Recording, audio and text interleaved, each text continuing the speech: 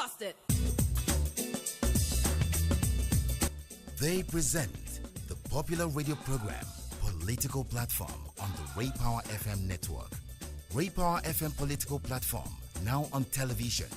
Keep track of the country's polity and be part of the process as they discuss and put political developments in the country into perspective. It's Ray Power Political Platform on AIT Abuja. Hello and welcome to Political Platform. My name is Amechi Anopwe. Now, what's the situation in Harare, the capital of Zimbabwe? Is military coup still fashionable in Africa? The situation is still very hazy. The ruling party, ZANU-PF, in a Twitter message a while ago said Robert Mugabe, the 93-year-old president who has been in power since 1980, is under detention, house of arrest by the military. Of course, the military rode in their tanks since yesterday after Robert Mugabe fired his vice president Emerson Mnangagwa after he had some altercation, apparent power struggle with his wife. Two of them are known to be the likely successors to Robert Mugabe, but the 75-year-old deputy that was fired was said to have was said to be having an upper hand, but that power tussle between him and the wife of the president led to his sack. A long-time associate of Robert Mugabe and someone who has been a minister of defense, unknown to Mugabe, it appears he had established strong links within the military, and the military says it is targeting persons close to Mugabe who have caused Zimbabwe social and economic suffering. They have taken over the state broadcasting house, and heavy gunfire naturally could be heard in northern parts of Harare. But the military has denied that it is a coup d'etat. The situation still hazy.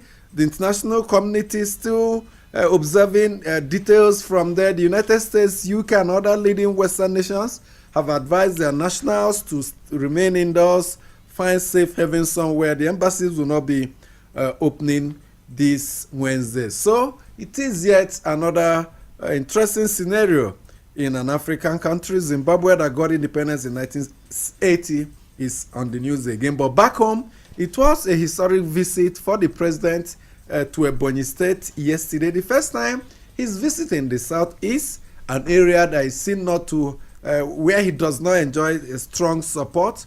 But he told the people there to indeed disregard the secession propaganda, pledging to address the infrastructure deficit in that place. He says Igbo is Nigeria and Nigeria is Igbo, and he ended up getting a chieftaincy title in Nyoma, one of Ebonyi, a good friend of Ebonyi State. We shall be taking you to Anambra State to give you updates on developments there. Few days to the governorship election there, with the governor Obiano crying out loud yesterday that he's unsafe going into the election after his security details, including his ADC police details, were withdrawn by the police. But the IG of police, Ibrahim Idris, gave a quick response to that yesterday, saying it's part of plan to stop possible use of such policemen to cause electoral fraud.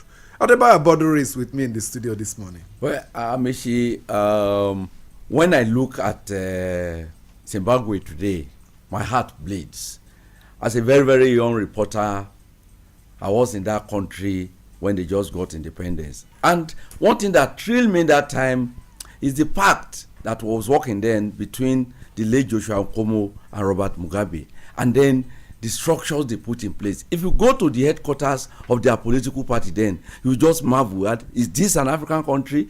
It's a 5-story structure where they have documents, speeches, and all the rest, which even as a journalist or as a scholar, you just go there and go and study. So for me, Zimbabwe then was a promising country.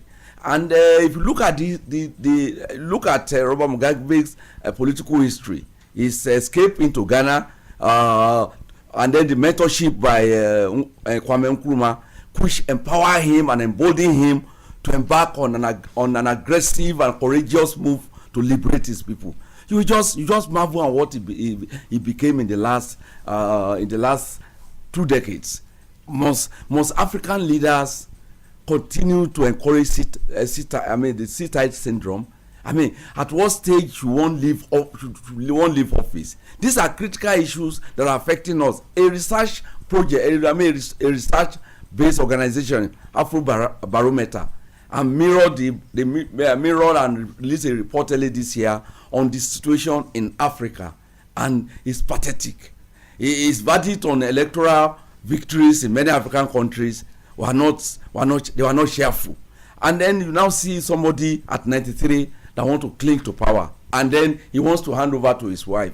It's really pitiable. I used to respect him before because of the role he played in the liberation of his people, but I think in his latter years he has turned into something else, and I think such things should be prevented in Africa. What is happening now is a wake-up call. The era of no intervention. The problem is, if we are to prevent such in Africa, use of power with the negative intention to, of course, manipulate the system. Should we resort to military action, or do we stick to the democratic process? Resort to military is not the option. I'm averse to military incursions into politics anywhere in the world, not just in Africa. But the totality of it is that this is a wake-up call on the African Union. The era of no intervention in internal affairs of other countries is over. So proactively, just as ECOWAS did in Gambia, we should be able to call the man to order and ensure that the stability, political stability in Zimbabwe is not threatened in any way. Well, the situation is in Zimbabwe is one that so many people may say, let the military even come in. If you were 37 years in Zimbabwe, you would have known only one president, Robert Mugabe, who has been in power since 1980. If he wins the re-election, elections are scheduled for that country next year. He will be in office until when he's nearly clocking 100 years and more than 4 decades in that country. That's the temptation when you see strong leaders in Africa undermining the democratic institutions and principles, manipulating the democratic processes to their favor. Like Anambra Aboduri said, it's a big lesson for leaders in Africa. There's a limit, a point you can indeed do those negative actions. The military have said they have not carried out a coup d'etat. I think they're flexing their muscle, just throwing their weight around, trying to inform Robert Mugabe that indeed you don't have ultimate power, that there are some other institutions of government that can also check it, but it's illegal, and we frown at that. Military coups must not be supported in any way. There are mistakes to be made by the political class, and it's better for the country if they learn from their own mistakes. If the military had not intervened in Nigeria's politics as early as they did in 1966, the nation would have learned from the mistakes, the mirror mistakes it made then. Of course, how do you expect a new nation not to make a mistake? Children do make mistakes. Let's take your inputs from the mails we have selected, from the ones we have sent to our email platform, politicalplatform@yahoo.com. Busted. They present the popular radio program Political Platform on the Ray Power FM network. Ray Power FM Political Platform, now on television. Keep track of the country's polity and be part of the process as they discuss and put political developments in the country into perspective. It's Ray Power Political Platform on AIT Abuja. Welcome back from the break. It's the news segment. I have Society in Yari. And I'm Amaka Okoro. Welcome. Emeka Mba in Abuja is reacting to the EFCC and Ikoyi Apartheid Whistleblower issue. He says, out of many absurdities playing out on a daily basis in this country, I flipped when I listened to your guest, the EFCC spokesperson, talk about the Ikoyi Gate whistleblower, as the interview clearly and openly showed that the federal government, through the EFCC, has no regards whatsoever for him. Your guest wouldn't know and couldn't care what the whistleblower's state of mind or health is, but admitted that the police took him to get psychiatric evaluation. My questions are, when and how did he get to the state of mental evaluation? Before or after blowing the whistle? From the time of blowing the whistle and now, where has he been? Was his identity kept from the owners of the money who till now are still mysterious? Was there any form of protection for him? Is tutoring him by the EFCC on how to use the reward necessary? This person knew the money was there because he probably saw it, and instead of breaking into the unmanned flat to take the whole money, he chose to go to the authorities. So the government and authorities should treat him with some respect and care to encourage would-be whistleblowers. And Emmanuel Ocharifu from Maraba in Nasarawa State writes on issues in Zimbabwe's politics. The mail reads, I write to express my displeasure on the military incursion in the body policy of Zimbabwe. It is an aberration, out of fashion, and a forbidden fruit in the 21st century. Mugabe has been in power for 37 uninterrupted years. Having said that, African leaders have a big lesson to learn from here. They should not create a justifiable avenue for coup. They must not seek re-election to impose themselves on the people when the failure is evidently clear. People-oriented policy is important.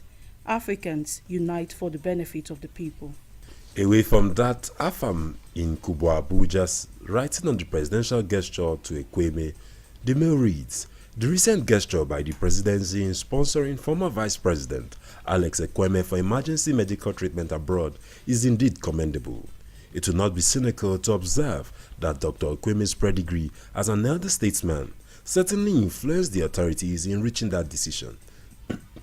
However, in the short to medium term, for non-elder statesmen Nigerian citizens to be able to access quality Medicare, government may wish to consider the establishment of specialized state-of-the-art health facilities, one in each geopolitical zone of the country, for cancer, cardiovascular diseases, vesico-vaginal fistula, infectious diseases, geriatric ailments, and so on.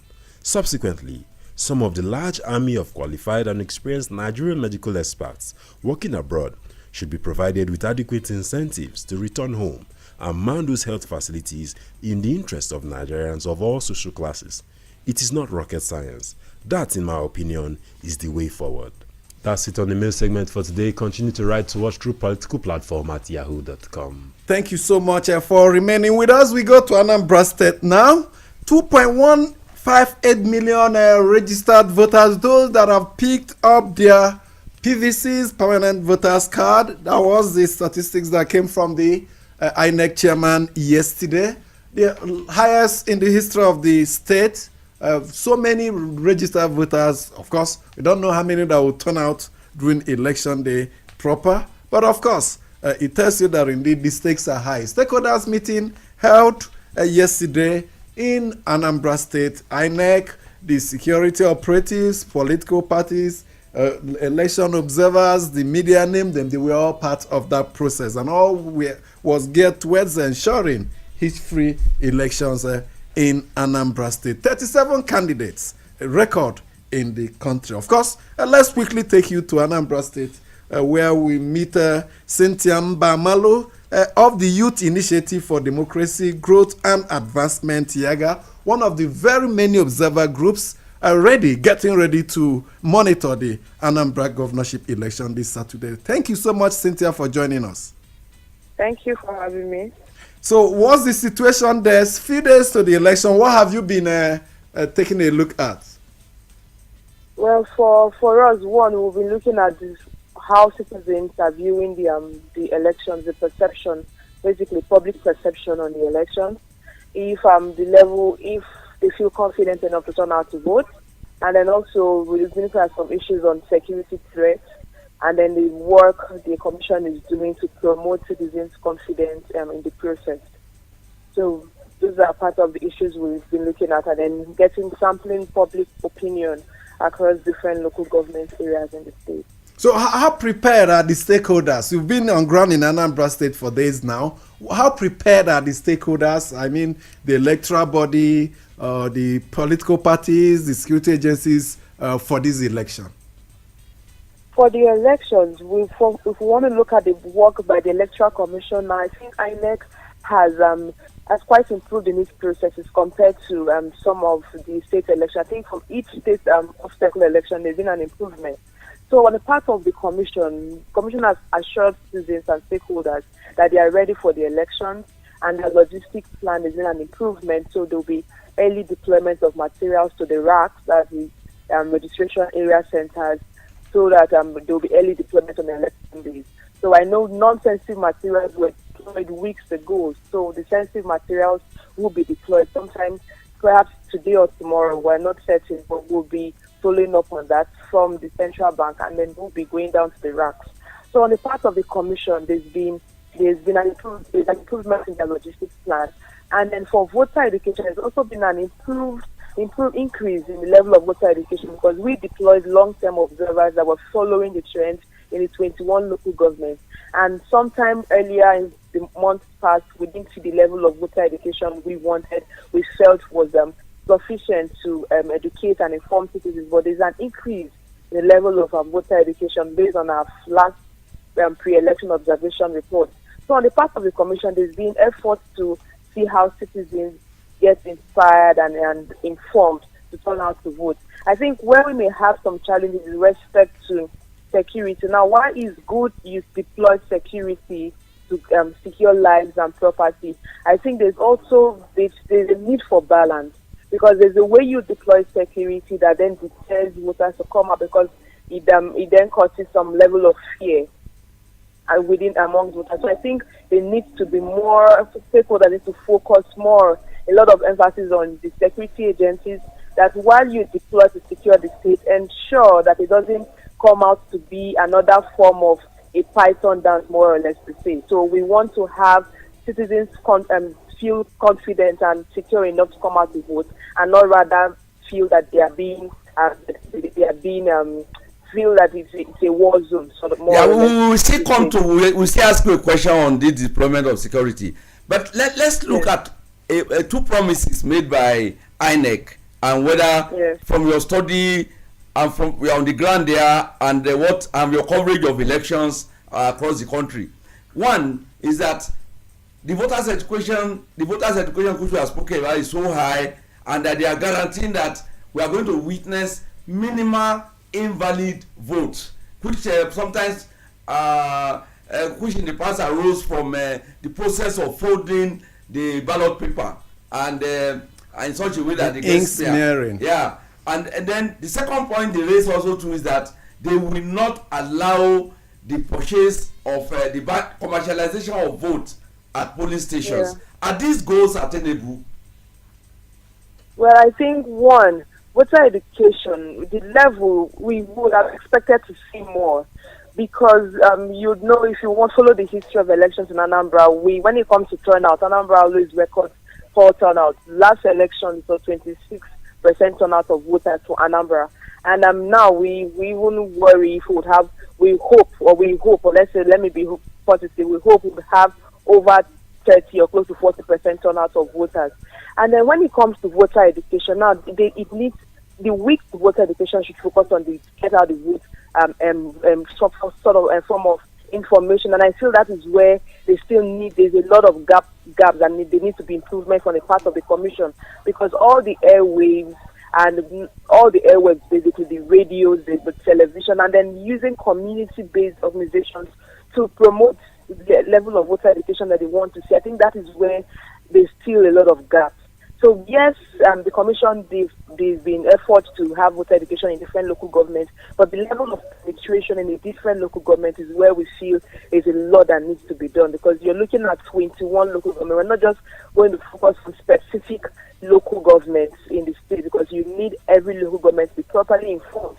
And when it comes to that level of voter education that we're looking out for, there's a lot of gaps that it needs to fill, because we have observers in local governments as far as the Anambra West, which is one of the hard to reach regions in the state, and in some of the other further local governments from the central, that's from the capital, Oka.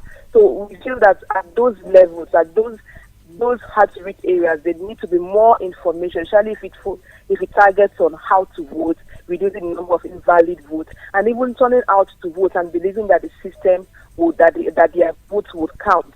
Because some of the interviews we had with some of the citizens, the question is, yes, we've been voting, but will our vote count? So we know that, yes, the processes are here to ensure the votes will count. But that level of information to build that confidence that, yes, your votes would count, and this is how the commission would ensure your votes would count. So that level of penetration of voter education, I think, is still lacking, because now you spoke final days. You spoke earlier about the massive deployment of security agents, to the extent that it may begin to intimidate voters. Now, I know you have monitored several elections in Nigeria and even beyond in recent times. Yes. What is making this deployment different from the one we have seen recently? Well, I think one, you'd want to consider context, because earlier we know the incidences within some of the states in the southeastern part of Nigeria, and already the level of that level of mistrust that exists within the state. And in our country, perception matters. So there's a need to look at context in everything, that in most of our analysis, because one, not long ago there was the python that deployed to some the region. Not long ago, there's also the little threats that you hear by the secessionist group, the IPOB movement, the IPOB. Yes, so you'd have this context within which the elections. Because I know in Ekiti, for instance, the off-cycle election in Ekiti 2014, there was this issue of high deployment of security, and then it was seen as perhaps a form of intimidation against the government, against the people. But these are two different contexts. If you understand what I'm saying, these are two different contexts. So you already have a state where the people already feel perhaps the federal government don't necessarily care about us, although we know the visit of the president yesterday into Ebonyi State. The statement reassuring the South is that yes, Southeast is part of Nigerians, and that Nigeria is here, and the government will be meeting the needs of the people. So it's just that level of how do we want to make deployment? Do we want you make a deployment in the sense that citizens feel confident, considering the fact that we're coming from a not too far away. I said, let us look at another aspect of this security deployment. What he's saying, Cynthia, is the withdrawal of security aids attached to the withdrawal of security details to political office holders, the governor inclusive. How will it impact on free and credible election?